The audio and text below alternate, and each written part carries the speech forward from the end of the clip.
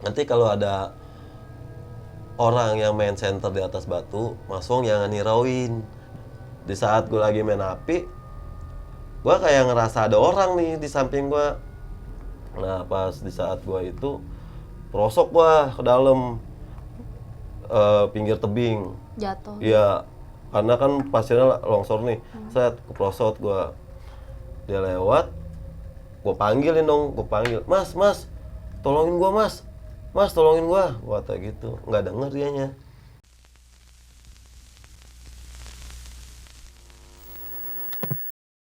Assalamualaikum warahmatullahi wabarakatuh. Balik lagi di channel Selatan Jakarta sama gue Enji. Apa kabar kalian semua? Semoga sehat selalu, amin ya robbal alamin. Dan semoga wabah di dunia ini cepat mereda biar kita bisa jalan-jalan lagi. Oke. Di episode kali ini gue kedatangan bintang tamu. Katanya sih jauh banget rumahnya. Katanya harus digerebek dulu untuk sampai sini. Langsung aja kita kenalan ya. Halo Bang, Ya. siapa namanya? Bang Wong. Bang Wong. Ya. Oke, Bang Wong mau bawain cerita apa nih Bang? Cerita pendakian Semeru 2013. Cerita pendakian Semeru 2013. Tuh. Kenapa Bang? Kenapa lu mau bawain cerita ini? Membekas atau ada apa? Ya sebenarnya unik juga sih, bahkan membekas juga, kesannya juga banyak bener ya. Oh, makanya mau Sangat share-share. berkesan juga ya, karena itu pendakian pertama Gunung Semeru yang lumayan, perjalanannya makan waktu 6 hari kurang lebih ya. Wow, kita nggak sabar nih dengarnya. Sebelumnya, gue mau ngingetin buat teman-teman semuanya, jangan lupa di like, comment, and subscribe Selatan Jakarta. Jangan lupa nyalin loncengnya. Oke, kita lanjut aja nih. Gue nggak sabar untuk traveling sama Bang Uwong ke Semeru di 2013.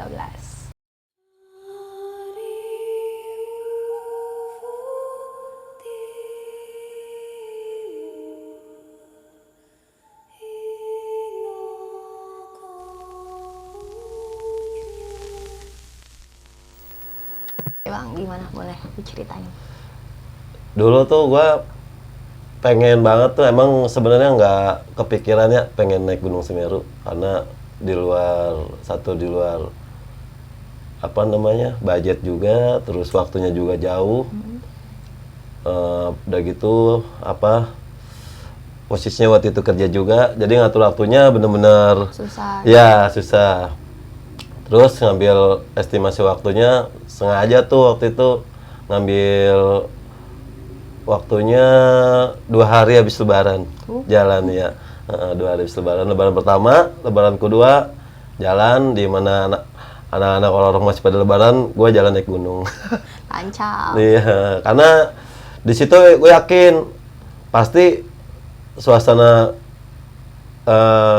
Gunung Semerunya masih sepi, nggak terlalu rame. Mungkin rame-rame tapi nggak terlalu ya. Nyari momen lah ya. Ya, nyari momen, nggak mau rame-rame banget.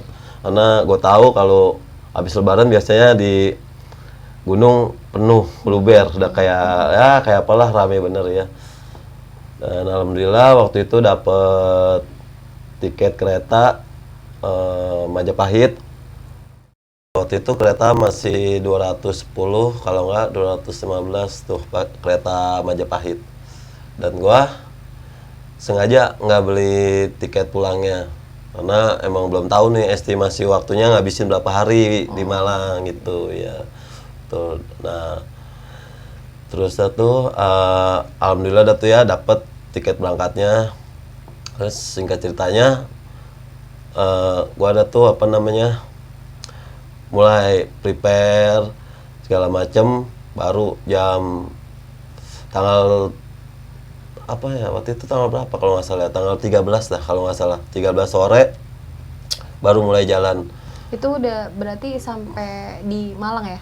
13 sore jam 14.35 di stasiun Senen. Nyampe Malang sekitar jam 8 pagi tuh waktu itu ya. Waktu itu masih agak, keretanya nggak terlalu cepet-cepet banget sih, masih di Leda, Majapahit juga ya. Nyampe tuh di Malang. Sampai di Malang belanja keperluan logistik sedikit, karena di Jakarta juga ada belanja logistiknya, kekurangannya belanja di Pasar Tumpang tuh. Belanja di Pasar Tumpang, terus gua stay di base campnya Pak Arus. Di situ emang dia ngurusin apa namanya transport buat ke Ranupani. Kebetulan di situ base campnya masih sepi karena ya itu masih suasana lebaran ya, alhamdulillahnya masih suasana lebaran. Nah, ngobrol-ngobrol sama Pak Arus, ngobrol, kenalan. Terus keluar tuh anaknya Pak Arus. Ngobrol juga, kalau nggak salah namanya Mbak Yuni apa Mbak Asri gitu. Pokoknya nama-nama Jawa gitu dah. Cuma belum tahu namanya. Nah, ngobrol singkat cerita dia ngasih arahan masalah apa namanya treknya nih dari Ranupani ke Ranukumbolo, dari Ranukumbolo ke Kalimati, diceritain sama Mbak Yuni tuh. Nah, poinnya sih sebenarnya yang lebih ditekenin pas mau summit nih sama mbaknya tuh, pas mau summit dari Kalimati terus ke ngelewatin Arcopodo ya. Dia cerita dah tuh, pokoknya kalau dari Kalimati ke Arcopodo masih agak stay, masih agak enak. Terus dia bilang, nanti Mas Wong kalau misalkan udah ngelewatin batas apa namanya batu ya, ada batu kan, batu besar tuh di situ tuh. Itu namanya mungkin bisa dibilang batas vegetasinya ya, batas vegetasinya Mahameru. Nanti kalau ada orang yang main center di atas batu, Mas Wong jangan nirauin, diemin aja, kata dia gitu. Dia bilang. Terus saya penasaran dong, saya tanya, emang kenapa Mbak? Ya udah nggak usah di ini, maksudnya apa namanya nggak usah diperjelas, kata mbaknya tuh. Kamu udah jangan ikutin aja ya, jangan ikutin. Udah itu, oh ya Mbak, makasih Mbak atas ujangannya, omongannya, imbauannya ya. Mulai dah tuh jalan. Summit dah tuh. Enggak, dari base camp Parus kita naik truk nih. Udah KMB tuh waktu itu masih naik truk, armadanya masih naik truk waktu ke Ranupani ya, masih naik truk. Ada sih mungkin jeep cuma ada berapa unit doang, cuman orang jarang yang pakai jeep karena waktu itu emang buat hemat budget ya. Yaudah naik truk masih 15.000 kalau nggak salah per orang. Rame ya, per orang 15.000 ya.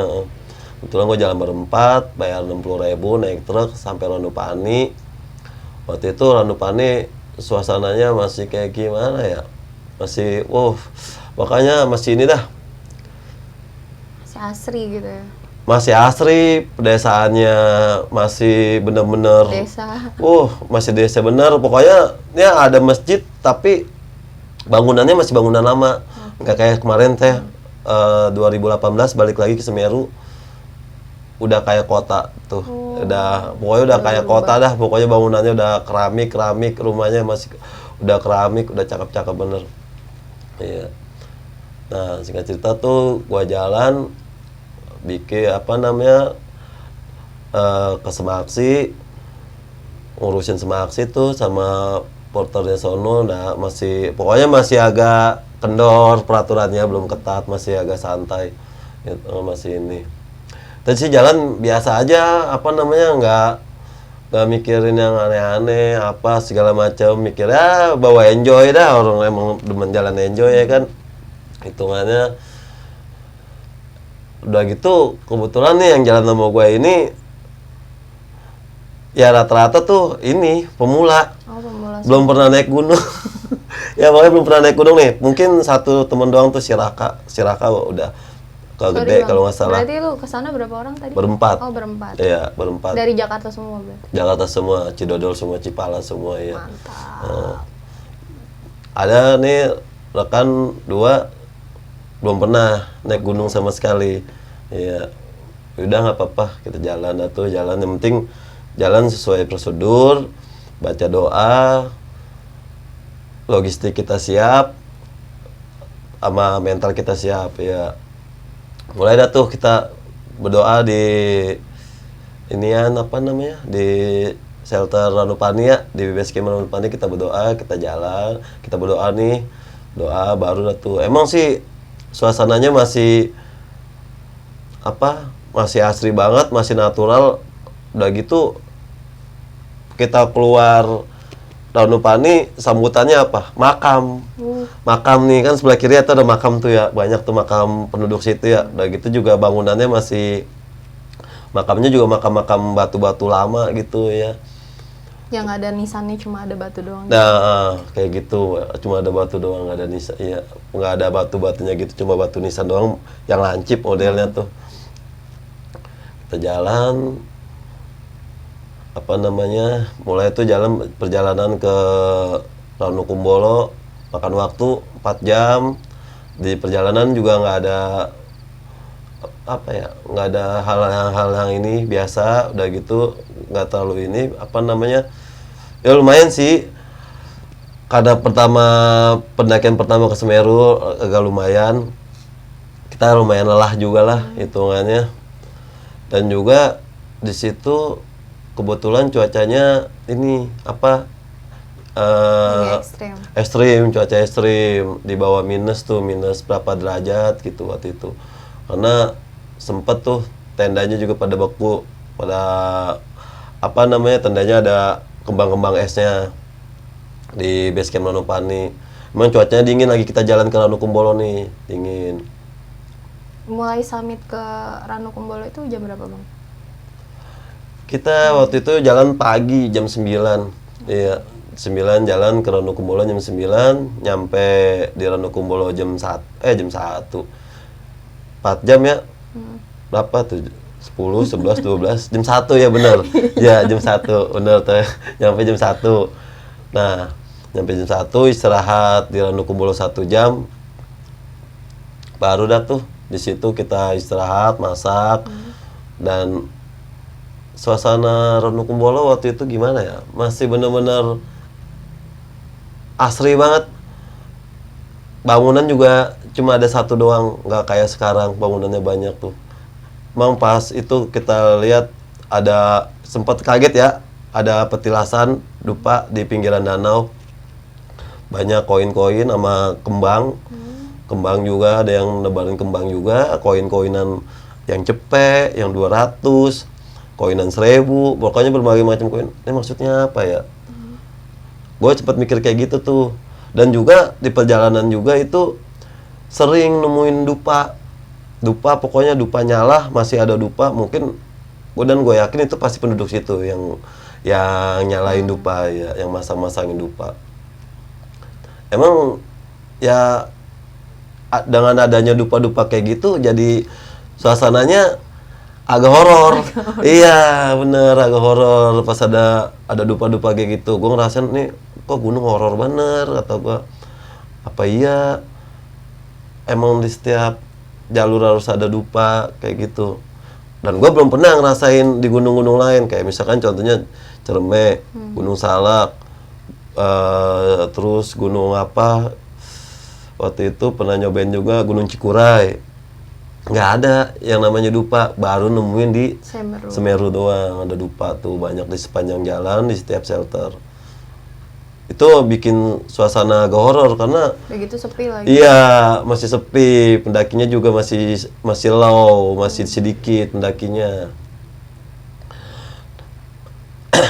Terus di saat apa namanya, udah gua istirahat di Ranukumbolo, mulai dah tuh gue tanya anak-anak nih, gimana kondisi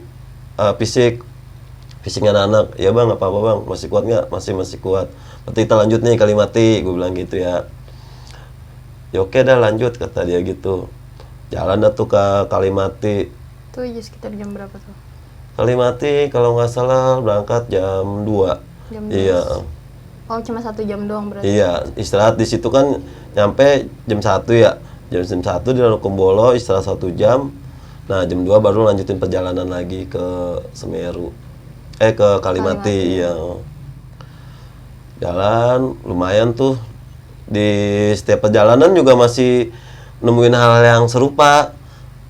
Kayak kayak dupa di Cemoro Kandang, terus dia sih apa namanya, shelternya nggak terlalu ini ya. Kalau waktu itu shelternya masih nggak terlalu rame, nggak ada warung-warung juga, masih sunyi pokoknya. Bener-bener hutan. Ya nggak kayak sekarang yang gue udah 2 kali baliknya tuh, udah warung di mana-mana ya. Lu bawa logistik awet dah. jarang ngebongkar keril ya. Nah, jalan lah ke Kalimati, nyampe jam 4:30. Iya, 4:30 nyampe di Kalimati. Terus gua instruksiin ke anak-anak, udah bongkar tenda, kita istirahat. Terus sebagian ngambil air, sebagian jaga tenda. Gua yang jaga tenda, terus ada partner gua tuh, kawan gua ngambil air ke Sumber Mani, ngambil airnya ya. Tuh ekstrim tuh ngambil air lumayan ya. Kira-kira ngambil air jam berapa waktu itu anak-anak? Jam 5:30 kurang tuh. Yang padahal larangannya kalau kita ngambil air itu ke Sumber Mani nggak boleh ngelewatin dari jam 5. Wah. Ya karena emang bukan mitos sih. Kegiatan binatang-binatang di situ, binatang-binatangnya yang kebiasaannya kalau sore dia turun minum di situ di Sumber Mani sekitar jam 5 sorean lah gitu. Cuman alhamdulillah sih anak-anak nggak nemuin kendala apa-apa, nggak nemuin apa-apa. Mulai dah tuh kita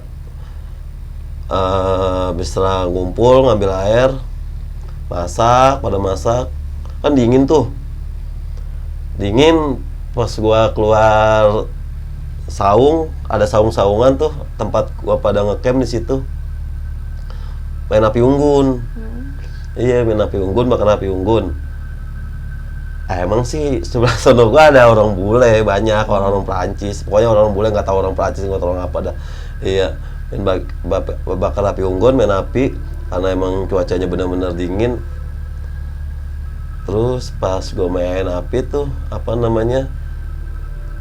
gue rasain sih nggak ada orang main api ya. Ini memang belum pernah gue cerita sama anak-anak ya. Belum pernah gue cerita pas gue lagi main api di di Kalimati. Gue belum pernah cerita sama anak-anak ya. Kalau yang lain-lain udah pernah gue ceritain, kalau ini belum pernah. Di saat gue lagi main api, gue kayak ngerasa ada orang nih di samping gue. Kayak ada main api di luar pos tuh. Gue main api dekat tempat pembuangan sampah juga tuh situ. Alhamdulillah sih waktu itu sampah nggak terlalu banyak lah, masih bisa terorganisir, sampahnya masih bagus. Gue bakar, main api, gue ngerasain udah gue main biasa. Gue nengok kanan kiri nggak ada orang. Gue tahu emang samping gue nggak ada yang buka tenda, nggak ada orang. Ada sekelompok buka tenda, ada jauh, karena waktu itu juga emang masih sepi. Iya, masih sepi itu. Nah, gue gue ngerasain ada orang, tapi pas gue tengok nggak ada. Pas gue tengok ketiga kalinya, tak tahu ada si Mister, orang bule di samping gue. Kata gue mau ngomong apaan, kata gue ya ada. Tadi kayak gue nggak ada orang, tak tahu dia nongol di samping gue nih. Ini bule, cuman dia nggak ngomong apa-apa, nggak ada komunikasi. Diem aja gitu. Diam aja, cuma ikut-ikutan api, fire begitu. Udah yang bikin gua kagetnya di situ, toto dia timbul mendadak di samping gua ya. Fire. Iya, kaget. Saya kata gua kirain apaan, gua bilang iya. Emang kagak ada tadinya, nggak ada orang, sama sekali nggak ada orang itu, parang sepi ya kan. Hitungannya cuma jauh tuh yang buka-buka tenda sekelompok orang bule. Setelah gue main api unggun tuh ya, gue setengah jam main api unggun, gue masuklah ke tenda dah tuh. Nah, sesuai informasi nih, kalau buat estimasi waktunya tuh, kalau kita mau summit Semeru, kalau yang orang-orang bilang kita biar lebih menghemat waktu, berangkat lebih awal sebelum jam 12 malam ya. Nah,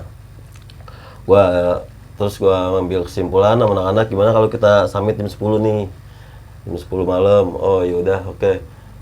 Kita istirahat, habis makan tuh, kita istirahat, baru pas itu kita bangun, prepare apa yang kita mau bawa nih, makanan, terus air panas, minuman kita bawa. buat perjalanan tuh ke atas. Jalanan sih kelihatan ya apa ya, santai-santai aja tuh, nggak terlalu ribet jalan apa, terus nggak ada kendala gimana. Dari awal kita keluar dari tenda nih, dari Kalimati tuh kita keluar. Ya kalau sekarang tuh pasir. Pas kita keluar dari Kalimati udah langsung ketemu pasir. Udah beda jalurnya kalau sekarang. Nah waktu itu gua jalan awal pertamanya tuh 2013 ya, tuh masih agak enak dah jalurnya. Pas mau ke ininya atasnya masih agak Tanah atau iya, masih jalur masih ketemu tanah, masih enak. Jalan pas ketemu pas jalur ininya apa namanya, pas sudah ketemu jalur pasir, pas sudah gua kurang lebih udah 1 jam perjalanan dari Kalimati baru ketemu pasir. Nah pas gua jalan agak renggang nih, berdua ya, berdua jalan renggang biar nggak, kan kalau kita emang ngambil kalau mau ke Semeru ya, gua poinnya tuh kita jalan nggak boleh sejajar, bahayanya di saat nanti ada batu gelinding dari atas nggak bakalan kelihatan sama yang di belakang tuh. Makanya kita kalau jalan, kalau poinnya sih sebenarnya kalau ke Semeru harus benar-benar zigzag, nggak boleh sejajar, karena buat ngindarin resiko batu jatuh. Nah di saat gua udah kira-kira jam 2:30 dah tuh terakhir ngumpul berempat sama gua tuh, sama kawan-kawan gua tuh, gue istirahat, ngambil istilahnya enakin badan, minum air hangat. Iya, gue minum apa waktu itu ya, kopi kalau nggak salah, bikin kopi ya. Nah langsung dah tuh di saat itu tuh ada kejadian-kejadian yang nggak benar-benar gimana ya, emang karena kecerobohan gue juga sih, iya hitungannya, maksudnya sumbar sedikit aja tuh, sumber sedikit. Di saat gue jalan di saat gue pengen lanjutin perjalanan nih ke atas, gue bilang sama anak-anak, lu pada nih jangan ngikutin jalur gue ya ke kanan, lu bertiga ke kiri aja nih, gue bilang kayak gitu. Jalan tuh dia pada, nggak apa-apa bang, iya nggak apa-apa, gue bilang lu ke kiri aja bertiga, gue kanan sendiri tuh jalan. Mencar tuh gue di situ tuh mencar. Di saat gue mencar jalan, nggak lama habis jalur dari misah sama itu kawan-kawan gue, mulai dah tuh tau kok nih jalan begini, apa namanya, langsung kayak nggak ada jalur lagi, udah nggak ada jalur, emang kelihatan pasir, pas sebelah kanannya udah benar-benar jurang. Kalau Semeru mah modelnya jalurnya begitu. Nah pas di saat gua itu prosok gua ke dalam pinggir tebing, jatuh. iya karena kan pasirnya longsor nih. Saya keprosot gua di situ, gua apa namanya, pegangan batu nih, atasnya batu, kaki gue injek, ada injekan juga batu. Cuman kalau gue tenagain itu bakalan longsor itu batunya. Apa namanya, terprosok tuh, gue pegangan. Nah kurang lebih 5 menitan, ya mungkin kayak 1 menit juga di tempat kayak gitu berasa lama, karena emang bener-bener udah nggak ada orang yang lewat. Terakhir yang lewat itu cuma bule doang yang barengan sama gua tuh. Bule pakai tripod kanan kiri ngelangkahin. Gua kan kecil, ya kan, saya dilangkahin bule begini, enak dia, ya nggak? Nah, di saat gua lagi dilangkahin, atau dia udah nggak ngirauin lagi tuh, jalan aja udah gua dilangkahin. Dia nggak tahu ada lu bang?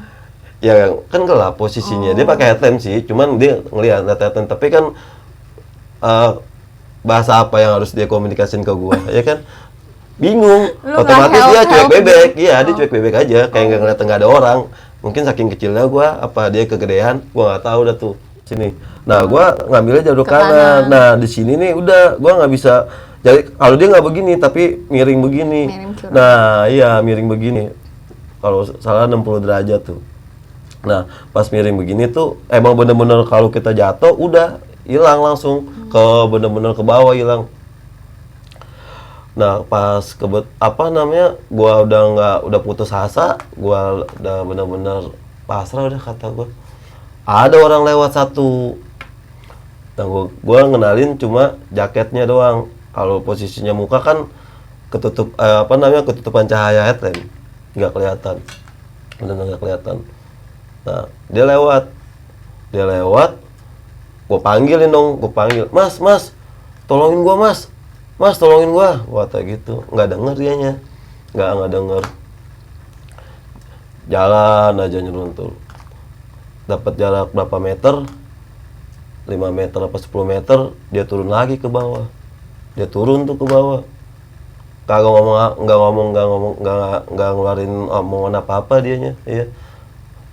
Langsung gini ya. Ngulurin tangan. Dia ngulurin tangan, narik gua. Kan dia emang kalau Puncak Semeru tahu sendiri lah, miring lah, iya. Miring, pasir juga medannya. Habis gua ditarik, gua gelinding, guling-guling tuh di pasir. Udah, gua diem tidur. Nah, di saat abis gue ditolongin tuh sama orang, gue nggak tahu dan itu orang siapa, karena emang jangan kan ngomong terima kasih juga ya, istilahnya belum sempat ngomong sama tuh orangnya. Jalan tuh dia ninggalin, gue lihat dia masih ada di atas batu main center, masih ada, gue tenang dong pas dia ngeliat dia masih ada. Nah, gue istirahat di situ. Pas gue tengok lagi ke atas, orangnya udah nggak ada, ya udah nggak apa-apa. Gue biarin nggak apa-apa. Alhamdulillah gue ditolongin sama dia. Nah, habis itu baru gue istirahat di situ. Tidur lah, hitungan gue di situ ya. Di dekat batu itu. Gue dekat batu, gue agak mojok duduknya biar nggak kena angin, terus gue senderan situ PW dah, gue tidur lumayan dalam keadaan lapar juga, tidur. Terus gue dikasih impian, saking laparnya gue ngimpi orang lagi goreng tempe ya. Pas saking lapar tuh kayak tuh orang kayak bener-bener goreng tempe deket sebelah gua, pokoknya kayak nyata. Kaget gua denger suara minyak goreng kayak gimana suaranya tuh. Iya, gemericik kayak gitu, suara minyak goreng. Pas gua sadar, gua bangun, nggak ada, kata gua. Gua kebingungan, nggak punya logistik. Gua periksa lah kantong gua ya, gua cek nih ada apaan di kantong. Biasanya kan kadang kalau waktu itu masih niatnya coklat roti yang balok, gua tuh buat doping stamina naik ke Semeru, nian coklat roti si Raka kalau nggak salah itu kawan gua tuh yang bawa ya. Ikan gua masih ada kali ya, gua cek di kantong nggak ada, terus gua cek lagi dapat permen 2 biji. Nah pas gua nemu permen tuh gua lanjutin perjalanan. Emang kalau Semeru kulturnya gimana ya, bikin capek lah hitungannya, makanya kita jalan dapat berapa langkah, dapat 10 langkah istirahat tuh kalau Semeru. Nah pas itu gua tungguin lah pasukan gua nih, kawan-kawan gua belum pada nongol juga ya. Itu masih kurang lebih masih sejam tuh mau ke arah puncak. Nah pas nyampe di atas, pemandangannya bener-bener keren, pokoknya mantep lah itu sunrise-nya Mahameru tuh, bener kalau kata orang mah puncaknya para dewa ya. Itu kan gua pertama kali tuh ke situ tuh ya. Terus ketemu teman-teman lu nggak bang? Udah ketemu? Nah itu pas ketemu kawan-kawan gua setelah 15 menit gua nyampe di puncak, baru tuh kawan-kawan gua yang bertiga, alhamdulillah mereka nyampe juga di puncak tuh. Oh jadi posisinya nyampe tuh duluan lu baru dia? Ya duluan gua. Nah itu baru ada, pas gua nyampe puncak itu kurang lebih baru ada 8 orang Nah itu yang gua pengen pengen gua ketemu sama itu orang yang nolongin gua. Itu gua cari orang yang nolongin gua, dan gua kenal juga jaketnya ya, merah hitam. Nggak ada, pas gua nyampe puncak tuh gua 8 orang nggak ada yang pakai jaket yang itu yang nolongin gua. Terus kata gua dalam hati gua, apa iya dia udah turun lagi? Nggak mungkin, ya kan. Udah, gua positive thinking aja lah, mungkin orangnya udah gimana, apa udah ganti jaket apa gimana, gua nggak tahu ya. Apa dia jaketnya dibuka, ya kan. Pas emang ada juga yang buka baju di puncaknya tuh, saking ininya girangnya dia ininya. Udah ketungguin kawan gua, ketemu sama kawan-kawan gua tuh bertiga nyusul. Nah, tuh, pas itu udah pada ini. Singkat ceritanya pas gua itu nyampe ini, gua turun lagi. Kalau Semeru turun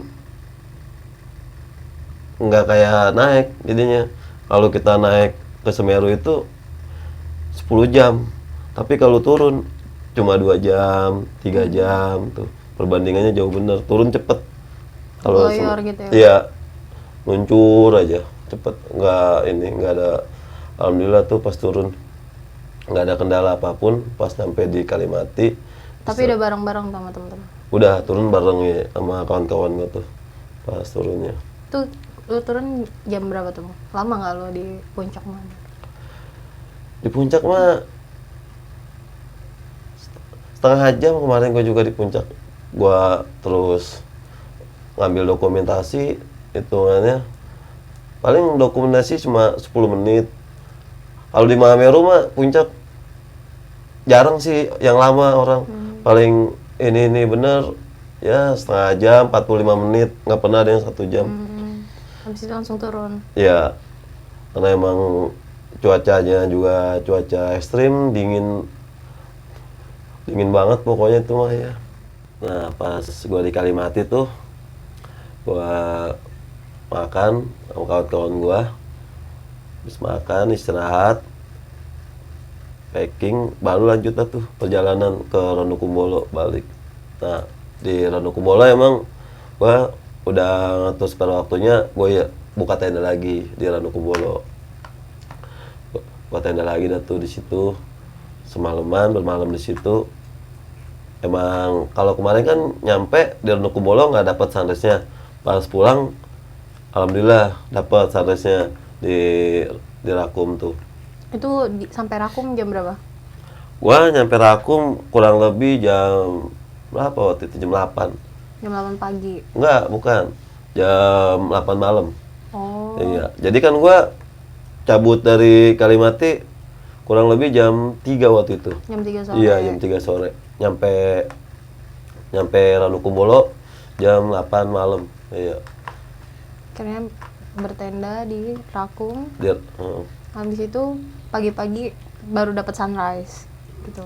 Ya, pas pagi-pagi itu gua nungguin itu dapat sunrise tuh pagi. Nah, gua benar-benar nikmatin dah di situ tuh. Emang cuacanya lagi mantep.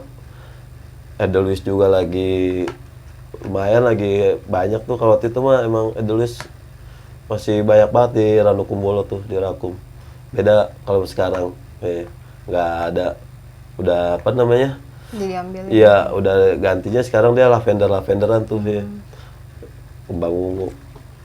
Tuh setelah gue bermalam di Ranukumbolo, siangnya gue packing anak-anak, briefing dulu tuh, doa lagi sebelum turun. Nah, habis itu baru dah.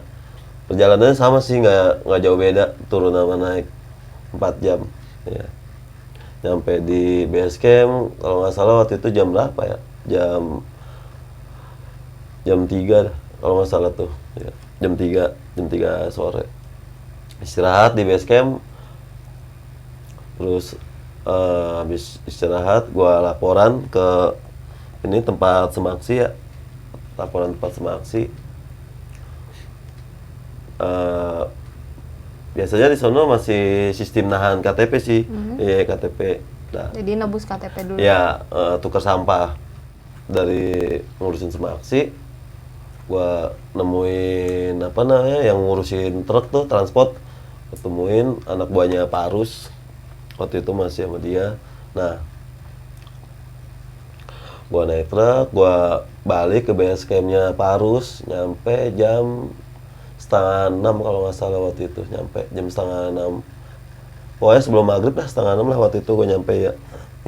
Gue istirahat di situ, istirahat di tempatnya Parus, ngobrol-ngobrol, terus gue ceritain soal kejadian gue tuh sama Mbak siapa waktu itu, anaknya Parus ya, gue ceritain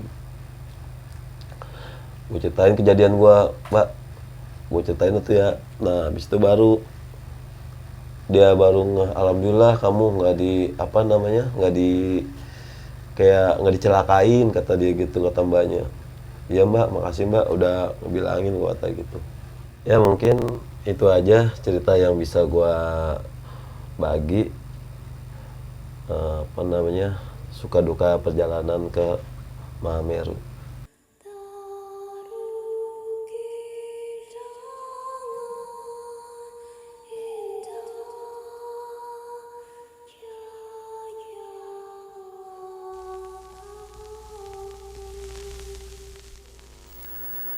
Oke, mantep banget nih ceritanya Bang Wong. Gue juga boleh nggak Bang nanya dikit lagi nih Bang sama lu.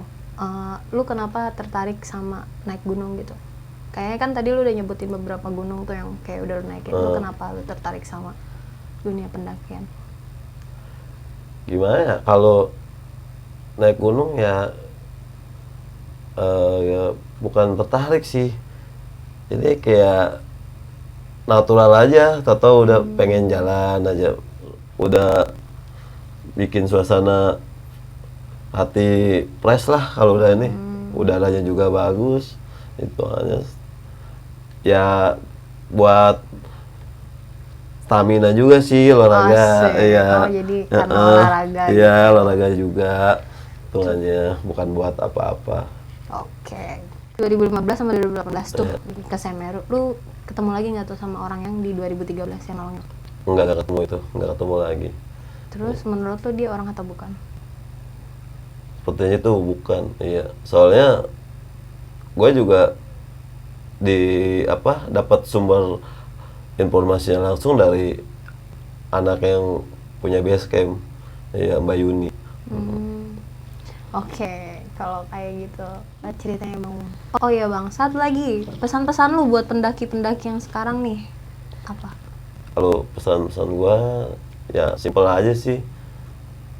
Satu, kita kan namanya mau berkunjung ke tempat, itu pasti kan kita mau naik gunung nih, itu di situ udah pasti ada Aturan. ya, ada aturannya, hitungannya. Terus sikap kita juga harus kayak gimana. Kalau gua berpesan nih, intinya kalau kita mau naik gunung, satu, berdoa. Dua, ikuti aturan yang ada di base camp. Yang ketiga, kita benar-benar jaga kebersihan gunung. Udah itu aja. Oke. Dari Bang Wong, cerita malam ini bukan untuk diambil sisi negatifnya, melainkan harus diambil sisi positifnya dan jadilah netizen yang smart. Oke, paling itu aja. Kurang lebihnya mohon maaf. Oh, gue juga mau ngingetin sekali lagi buat teman-teman yang punya cerita pendakian horor atau cerita lainnya, boleh banget DM Instagram Selatan Jakarta, dan email linknya ada di bawah, gue udah cantumin. Kurang lebih mohon maaf. Assalamualaikum warahmatullahi wabarakatuh. Gue sama Bang Won pamit. Dadah, selamat malam, selamat istirahat.